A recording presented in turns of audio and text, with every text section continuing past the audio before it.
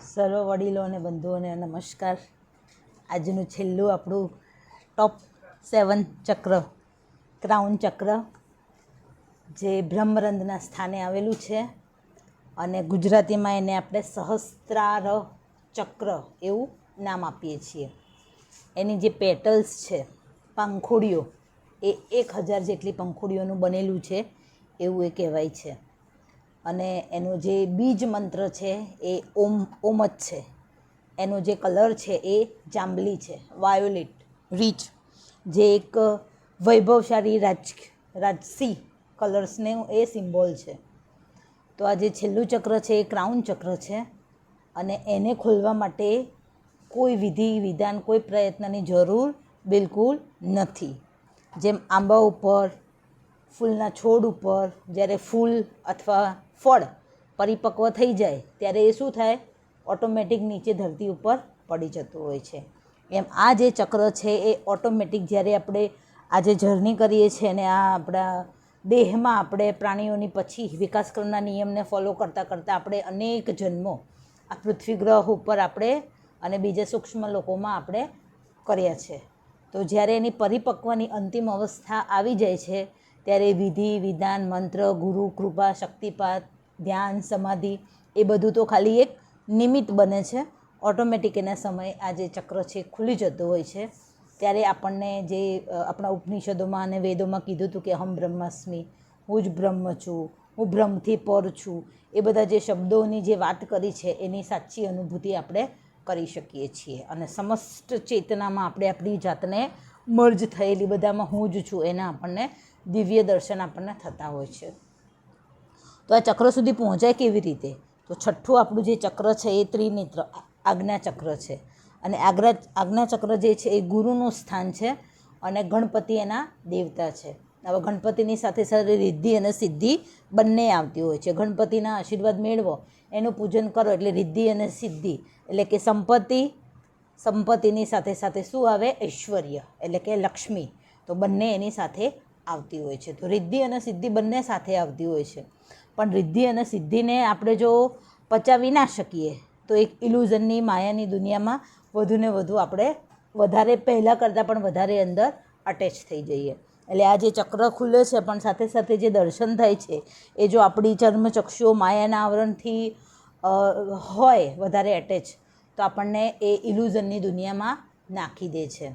એટલે આપણે જો સાક્ષી ભાવે અહીંયા જો આપણો સાક્ષી ભાવ જો પ્રબળ આપણે ડેવલપ કર્યો હશે તો આ દુનિયા છે એ દુનિયા પણ સાચી દુનિયા નથી. એટલે કે રિદ્ધિ અને સિદ્ધિ જે પણ ઓકલ્ટ પાવર આપણને આવે છે, તો એ ઓકલ્ટ પાવર આવે છે તો સાથે સાથે જવાબદારી પણ લાવે છે. તો એનાથી પર થઈ જઈએ, એમાં અલિપ્ત આપણે ના થઈ જઈએ. એક ખાલી આપણું માન લો કે 10-15 કિલોમીટર દૂર જવું છે તો વચ્ચે જે 1 કિલોમીટરના અંતરે પેલો જે યલો કલરનો જે પથ્થર છે આપણને બતાવે છે કે આટલા કિલોમીટર પૂરા થયા, આટલા કિલોમીટર બાકી છે.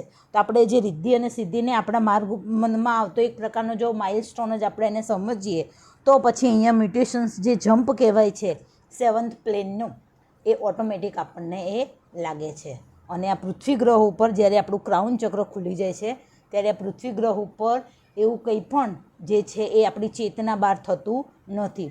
આપણે વાંચીએ છીએ કે ઈશ્વરની જાણ બહાર એક પત્તું પણ હલતું નથી. મતલબ કે જે ઘટનાઓ ઘટે છે બધું એના કોન્શિયસનેસમાં હોય છે.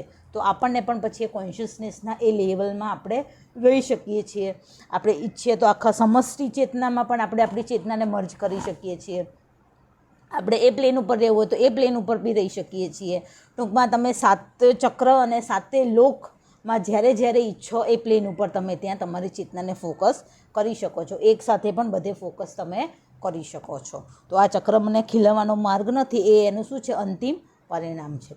અહીંયા આવીને ઘણા બધા ફસાઈ જતા હોય છે, કારણ કે અહીંયા આવીએ છીએ ત્યારે બહુ બધા ઓકલ્ટ પાવર આપણને મળતા હોય છે. આપણી પાસ્ટ લાઈફ આપણે જોઈ શકીએ છીએ, હિલિંગ પાવર આપણો ડેવલપ થતો હોય છે, બહુ બધું થતું હોય છે. એટલે આપણે પછી પોતાની જાતને આઈ એમ સમથિંગ એવું સમજતા હોઈએ છીએ. તો એને જો પરે થઈને આપણે જો સાક્ષીભાવેથી રહીશું તો બની શકે કે એક જ સમયમાં આપણે ક્રાઉન ચક્ર સુધી પણ આપણે પહોંચી શકીશું.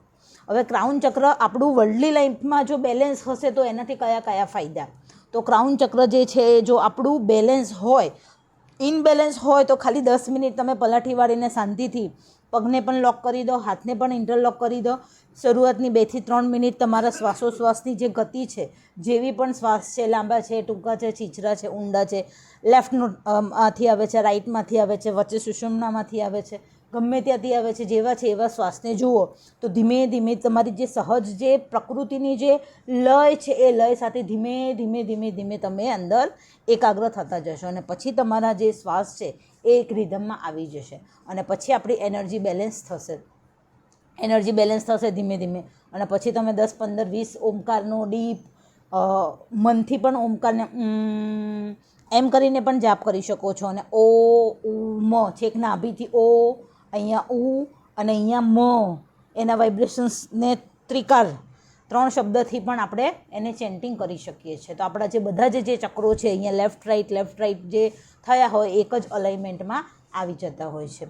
અને આપણું જે ચક્ર છે એ બેલેન્સમાં હોય તો આપણા જે વિચારો છે એ સંતુલિત રહેતા હોય છે, વિચારો બેલેન્સમાં રહેતા હોય છે, જે નિર્ણય લેતા હોય છે એ સારા હોય છે, જે કન્ટેન્ટ છે, જે ઘટના છે, જે પ્રશ્ન છે, જે પરિસ્થિતિ છે, એમાં જે કરવા જેવું જે છે એ ક્લેરિટી આપણને ક્લેરિટી આપણને 100% મળે જ છે. આમ ઇલ્યુઝનની સાથે સાથે આપણે કોઈ કાર્ય કરતા નથી.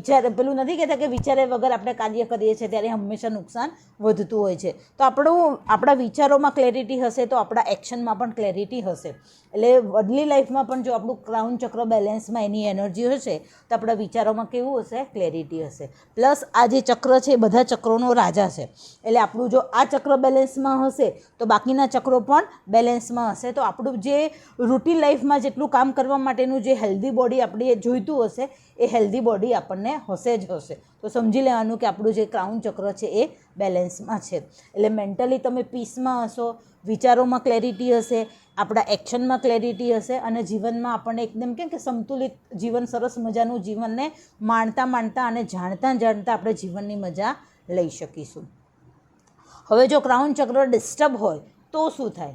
તો કહે છે કે ક્રાઉન ચક્ર ડિસ્ટર્બ હશે એટલે તમારા વિચારોનું પેલું કેમ કે વિચારવાયુ, જ્યારે આપણી જે પ્રકૃતિ છે આયુર્વેદિક પ્રમાણે તો કહે છે કે જ્યારે વાયુ તત્વ છે એ આપણા શરીરમાં ડિસ્ટર્બ થઈ જાય ત્યારે વિચારોનો પ્રકોપ વધી જતો હોય છે. અને વિચારવાયુ જ્યારે થઈ જાય ત્યારે આપણને સૌથી પહેલાં એની અસર થાય છે આપણી ઊંઘ ઉપર.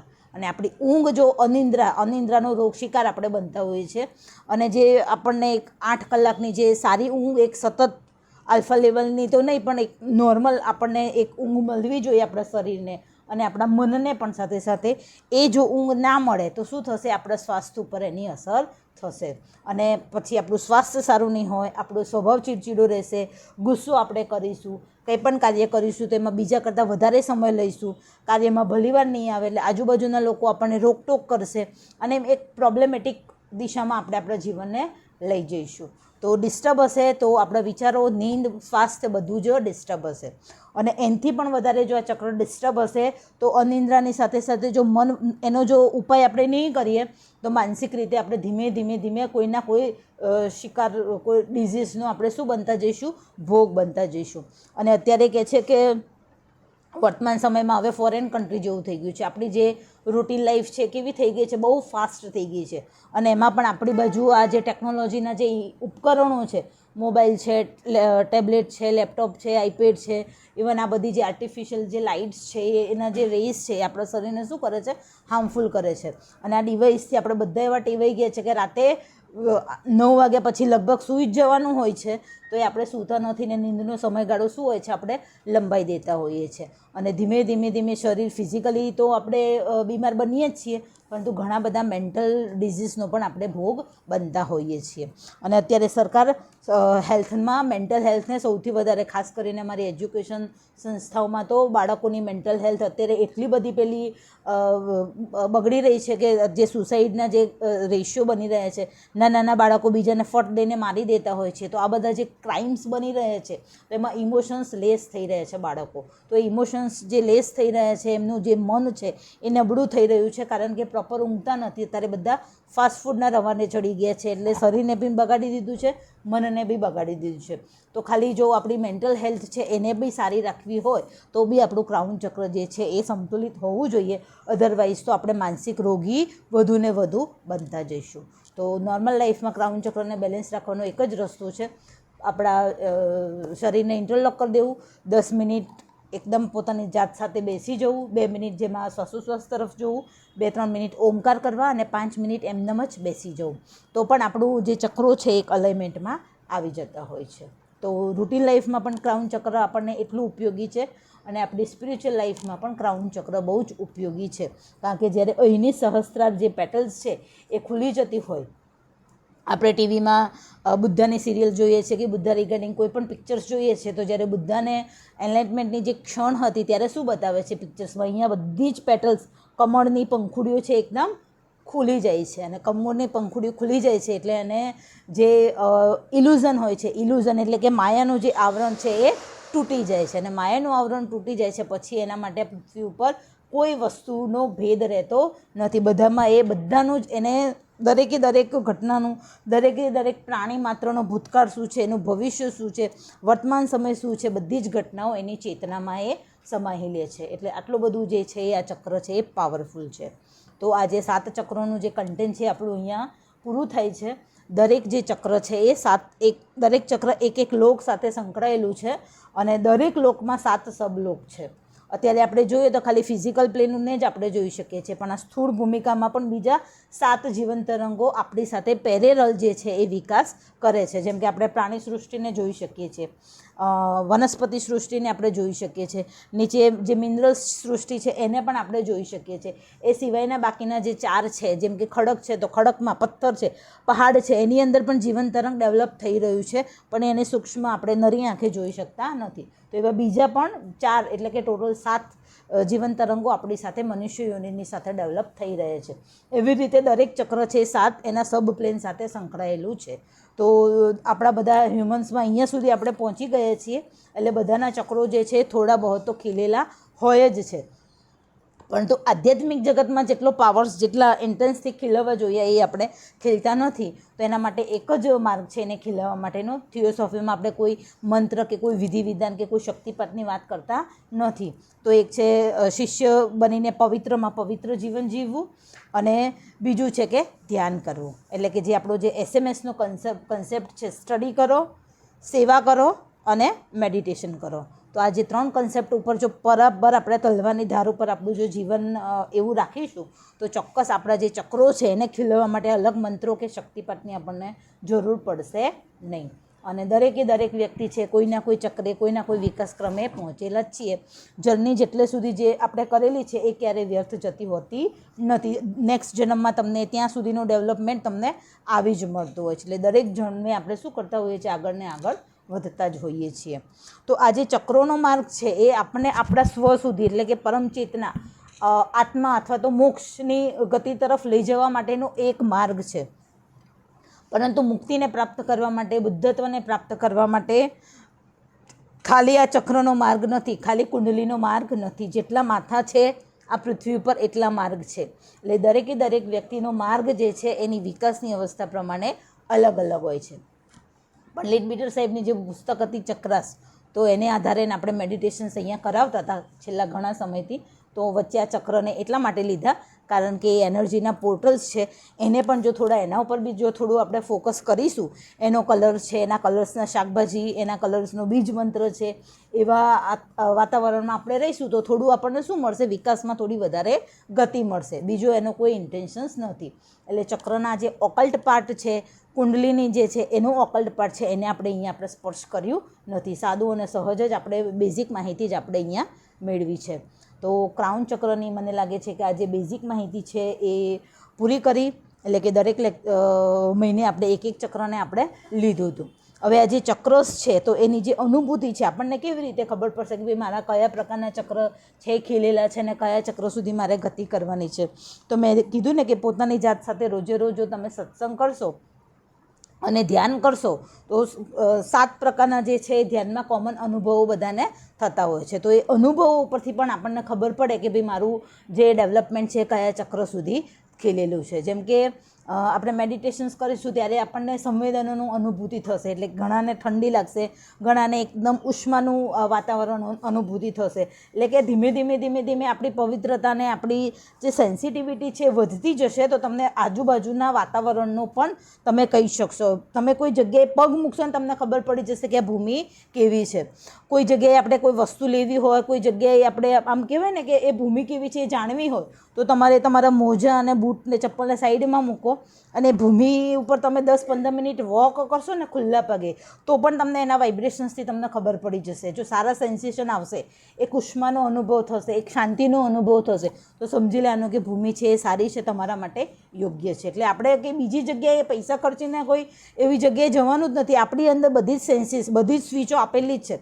થોડું આપણે જો ધ્યાન કરતા આવીશું ને તો થોડા ડેલિકેટ બન્યા આવીશું, થોડા સૂક્ષ્મ આપણામાં જતાં આપણે શીખ્યા આવીશું, તો આપણને વાઇબ્રેશન્સ ઉપરથી બી ખબર પડી જાય છે કે ભૂમિ કેવી છે, ઘરનું વાસ્તુ કયા પ્રકારનું છે. ઇવન આપણે આપણા બોડી જોડે બી સત્સંગ કરીશું તો ખાલી 10 મિનિટ આપણે બોડીને બેસાડીશું ને તો બોડી તરત જ જવાબ આપશે કે એને ક્યાં દુખે છે ને એને એની શેની જરૂર છે. એટલે તમે તમારી દવા પણ તમારી આમ કહે કે સૂક્ષ્મ સાયલેન્સમાં જઈને મારા બોડીને કયા પ્રકારના ડૉક્ટરની જરૂર છે, શેની જરૂર છે, તો એ તમને અંદરથી જ તમારો બોડી જવાબ આપી દેશે. તો સમજી લેવાનું કે તમે મેડિટેશન્સમાં આગળ જઈ રહ્યા છો. તમને ઇનશોર્ટ તમારા પ્રશ્નોનો જવાબ મળતા થાય અંદરથી સ્વતઃ, તો સમજી લેવાનું કે તમે પ્રોપર દિશામાં ગતિ કરી રહ્યા છો. એટલે આ એ અનુભવો છે, એ ધ્યાન કરો ત્યારે તમને આવતા હોય છે.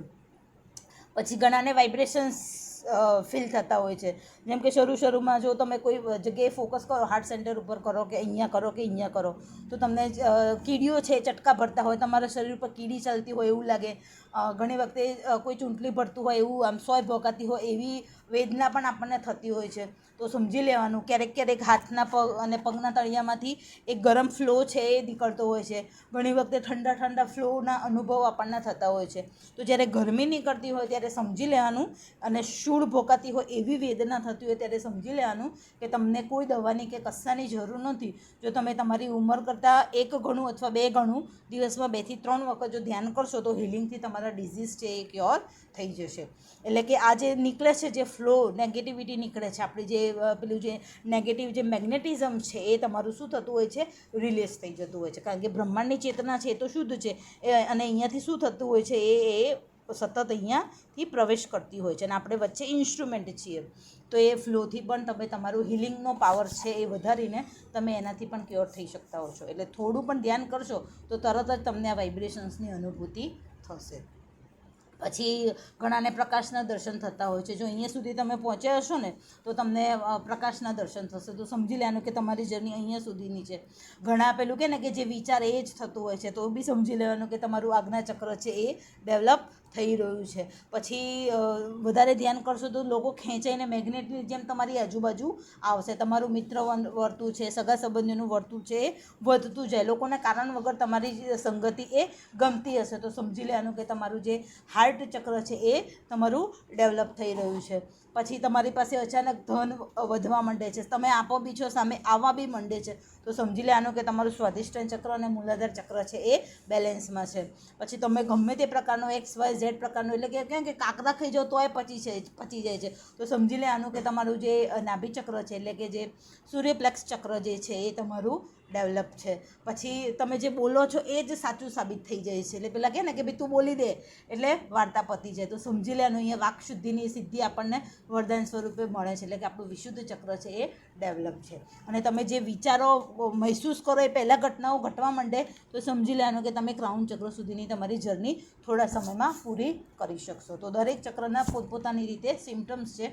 એનું મેજરમેન્ટ આપણને આપણા ગુરુ બી ના કહી શકે, એક્સ વ્યક્તિ બી ના કહી શકે. થોડો પોતાની જાત સાથે સત્સંગ કરશો, એટલે કે ધ્યાન કરશો, તો આ બધા સિમ્ટમ્સ છે એ તમને જાતે ઓટોમેટિક જ તમને મળતા જ થઈ જશે. તો ધ્યાન કરશો તો સાથે ચક્ર બેલેન્સમાં રહેશે. સાથોસાથ ચક્ર જો ખાલી નોર્મલ લાઈફમાં પણ બેલેન્સ રહેશે તો મન શુદ્ધ રહેશે, વિચારો શુદ્ધ રહેશે, એની અસર આપણા કાર્યો ઉપર રહેશે, કાર્યો શુદ્ધ રહેશે, આપણા કર્મો શુદ્ધ થતા જશે, અને આપણું જે જીવન છે એકદમ હળવાશભર્યું મસ્ત મજાનું થશે. એટલે ડેલી લાઈફમાં પણ ચક્રોને બેલેન્સમાં રાખો તો બહુ જ સારું છે.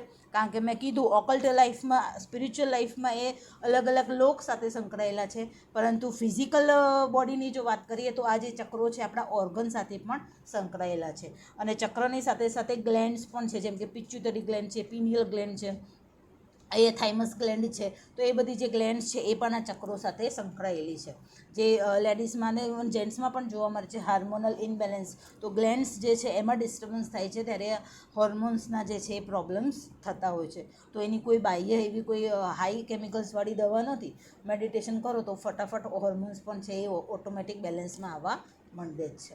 એટલે બધું જ આપણી અંદર છે, આપણે જ બગાડ્યું છે ને આપણે જ એને રિપેર કરી શકીએ છીએ. ફક્ત અને ફક્ત હિલિંગ એટલે કે ધ્યાનના પાવરથી આપણે એને કરી શકીએ છીએ. તો 7 ચક્રોની વાત આપણે કરી, ખાલી વધારે નહીં. તો એવું કહેવાય છે કે આઈડિયલ મેડિટેશન કેટલું કરવું જોઈએ, તો અતિ સર્વત્ર વર્જયતીની વાત છે. ખાલી આપણી જે રૂટીન લાઈફમાં આપણે શાંતિ જોઈતી હોય છે, તો આપણી જેટલી એજ છે એટલી મિનિટ આપણે ધ્યાન કરવું જોઈએ. આપણી કોઈની ઉંમર 50 વર્ષની છે તો 50, શરૂઆત 10 મિનિટથી આપણે કરીને ધીમે અને એટલું કરી જ શકીએ છીએ. તો ખાલી વધારે નહીં તો કંઈ નહીં, સવાર સાંજ એટલું ધ્યાન કરીએ. એટલું ના થાય તો 10 મિનિટ કરીએ. એટલું ના થાય તો જે જગ્યાએ બેસીએ એ પૂર્ણતઃ અવેરનેસ સાથે ફિંગર્સને લેગ્સને ક્રોસ કરીને કરીએ. અને જે જગ્યાએ જે કાર્ય કરીએ એમાં જો થોડું ફોકસ આપીશું તો એ પણ એક પ્રકારનું ધ્યાન જ છે. કારણ કે ધ્યાન છે ક્યારે સિદ્ધ થયું કહેવાય, તો જે પતંજલિનો જે અષ્ટાંગ માર્ગ છે એમાં કહે છે કે આ આસનની વાત કરી છે, આસન, ધ્યાન, ધારણા, પ્રાણાયામ. તો આસન છે એ તમને સિદ્ધ થવું જોઈએ. જેમ કે કોઈ પદ્માસનમાં બેસે, કોઈ અર્ધ પદ્માસનમાં બેસે. આપણે બધા તો હવે પદ્માસન, અર્ધ પદ્માસનમાં નથી બેસતા, તો આપણે પલોઠી વાળીને બેસીએ છીએ. તો એ સુખાસન કહેવાય કે ભાઈ તમને જે આસન સારું શ્રેષ્ઠ કહ્યું, તો જે તમને સુખદાયી લાગે અને આરામદાયી લાગે એ શ્રેષ્ઠ. તો આપણને ભારતીય તરીકે નીચે બી આપણે બેસી જઈએ છીએ પલાઠી વાળીને, તો એ આપણને ગમે છે, તો એ આપણા માટેનું સુખાસન છે, આપણા માટે બેસ્ટ છે. પણ કોઈ પદ્માસનમાં બેસી શકે છે તો એ વધારે બેસ્ટ છે. કારણ કે બંને પગ છે અહીંયા જે આપણા પગના મૂળે છે સ્પર્શ કરતા હોય છે ને ત્યાં થોડો દબાવ આવતો હોય છે. તો એ જે ચેતના જે છે એને વધારે ઉધ્વ ગતિમાં શું કરે છે, એ મદદ કરે છે. એટલે આ જે આસનો છે તો એની પાછળ પણ પર્ટિક્યુલર સાયન્સ રહેલું છે. અને જો પ્રોપર પૂર્ણ પદ્માસનમાં બેસો ને તો જે ગુરુત્વાકર્ષણનું જે બળ છે એ આપણને બહુ હંમેશા પેલું શું કે નીચે મેગ્નેટ ફોર્સ બહુ જ છે. જે આપણું જમીન છે, પૃથ્વી તત્વ, તેમાં મેગ્નેટિક ફોર્સ બહુ છે. તો એ હંમેશા આપણને નીચેની તરફ ખેંચે છે. હવે ધ્યાન કરવું હોય તો ચેતનાને આપણે શું કરવી પડે, થોડી હળવી બનીને આપણે ઉધ્વ ગતિ તરફ કરવાનું છે.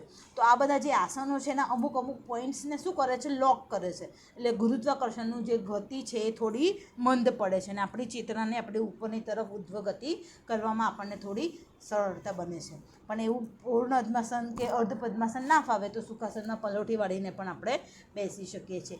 એ બી ના ફાવે તો કંઈ વાંધો નહીં, લાકડાની ખુરશીનો, પ્લાસ્ટિકની નહીં પણ લાકડાની ખુરશીનો, આવી સીધા પાયા સપોર્ટવાળી ખુરશીનો સપોર્ટ લઈને પણ આપણે આપણા પગને અને આપણી આંગળીઓને આપણે લોક કરીને આ કામ આપણે કરી શકીએ છીએ. સૂતા પણ છેલ્લે આપણે આપણા પગને ક્રોસમાં કરીને, હાથ ફિંગરને લોક્સમાં કરીને, આ જે હાથ છે એને અહીંયા આપણા નાભી ચક્ર ઉપર મૂકીને ઊંડા શ્વાસ લઈને ધીમે શવાસનની સ્થિતિમાં પણ આપણે ધ્યાન કરી શકીએ છીએ. અને પછી એવું લાગે કે હવે ઊંઘ આવવાની તૈયારી છે ત્યારે બંને પગ જે છે એને ખોલી દેવાના. પગને આંટી વાળીને ક્યારેય સુવાય નહીં. આપણા વડીલો કહેતા કે એનાથી દુર્ભાગ્ય આવે.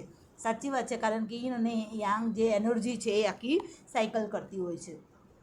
એટલે એ પગના મૂળ પછી એ જે ઇંગ અને યાંગ જે એનર્જી છે, શિવ પાર્વતી આપણે ગુજરાતીમાં કહીએ તો અહીંયાથી પાછી ક્રોસ થઈને બદલાઈ જતી હોય છે. એટલે એના ફ્લોમાં આપણે પગને આંટી વાળીએ તો એના ફ્લોમાં રૂકાવટ આવે. એટલે પગની આંટી પછી જ્યારે ઊંઘ આવવાની તૈયારી હોય ત્યારે બંને પગને રિલેક્સ અને આમ પંજાને ખોલી દેવાના. તો એ રીતે સૂતા પણ આપણે ધ્યાન કરી શકીએ છીએ.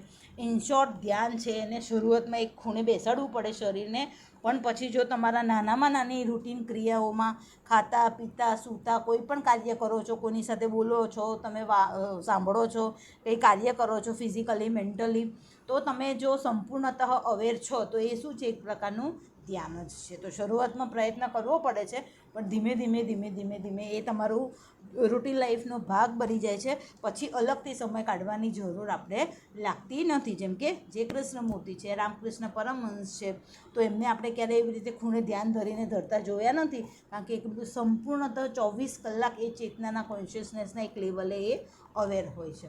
એટલે એ અવસ્થા આપણે ઈચ્છીએ તો પણ આપણે લાવી શકીએ છીએ. તો આટલી સાથે મને લાગે છે કે ક્રાઉન ચક્રની વાત પૂરી કરી. આપણે 10-12 મિનિટ આપણે ધ્યાન કરીશું. બરાબર.